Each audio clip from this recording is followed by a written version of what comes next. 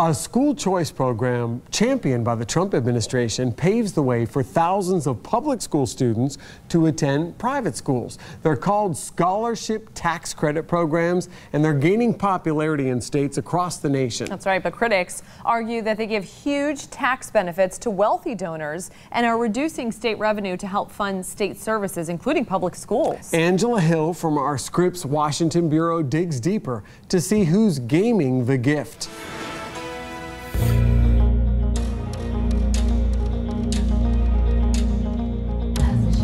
Scholarship tax credit programs give parents a choice. He's in a school where he can go to church. To move their child from public school to attend private school instead. This scholarship allows them to make that choice without financial burden. But, critics argue, donors are funding these programs for profit and draining state coffers. There'll be less funding for public schools, healthcare, public safety. It's just like a total different experience.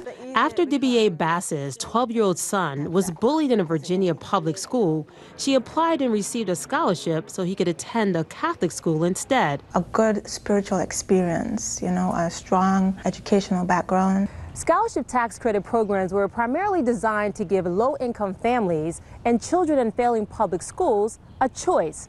But they also give generous state tax credits to those who donate to a scholarship granting organization, reducing donors' taxes, sometimes dollar for dollar. 17 states have these scholarship programs, including Virginia, where Dr. Jennifer Bigelow is a superintendent of schools for the Diocese of Arlington. It's about supporting students and really making a difference in their lives. Their foundation is a scholarship granting organization, or SGO, that raises money from donors. They might not otherwise donate without this credit. I think it really can be a win-win for both systems.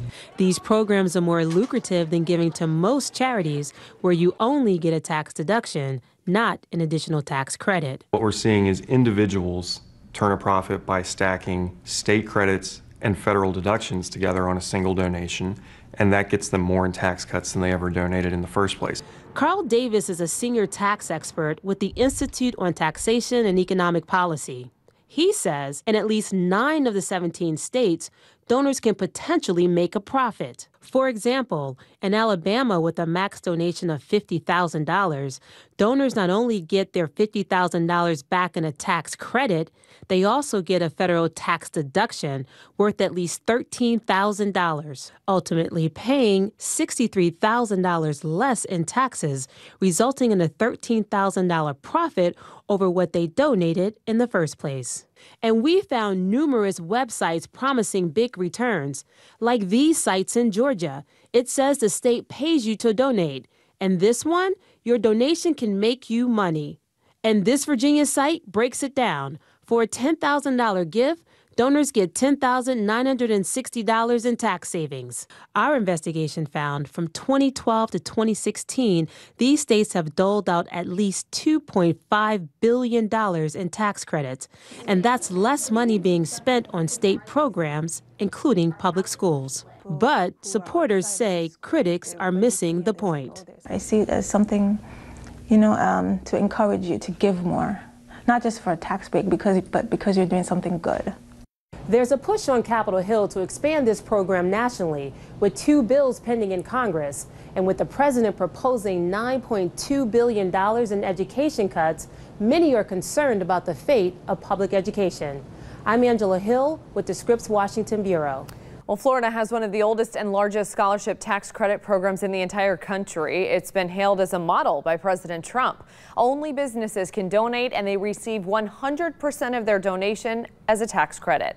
From 2012 through 2016, Florida donors received over $1.2 billion in tax credits. If you want more information on this, just go to our website. It's fox4now.com.